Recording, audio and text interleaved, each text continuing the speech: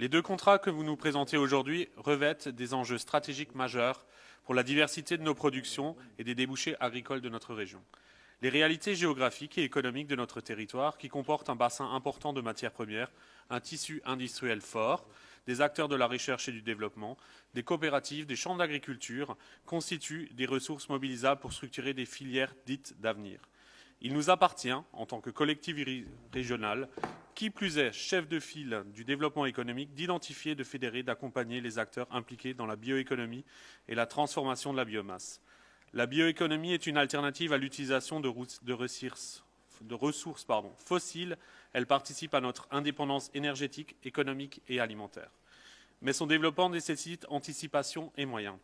Les contrats de filière proposés représentent certes une première étape qui s'inspire du national, plus de 2 ans après le vote de la stratégie régionale pour le développement de la bioéconomie, mais encore insuffisante au vu de l'écosystème qu'il faut encore structurer et soutenir financièrement.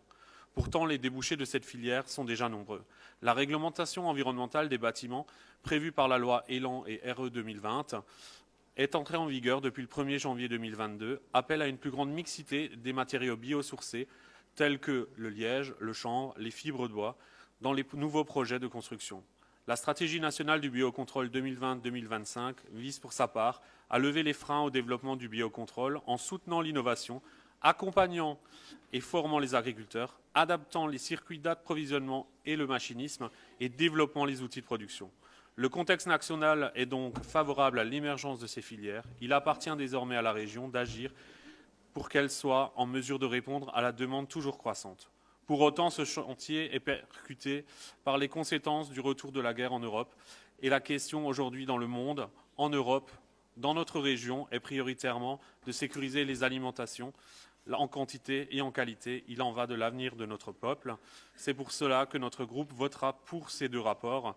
Et je tenais encore juste, suite aux propos de M. Fabre, je tenais à féliciter le Rassemblement national qui devient pro-européen. Merci.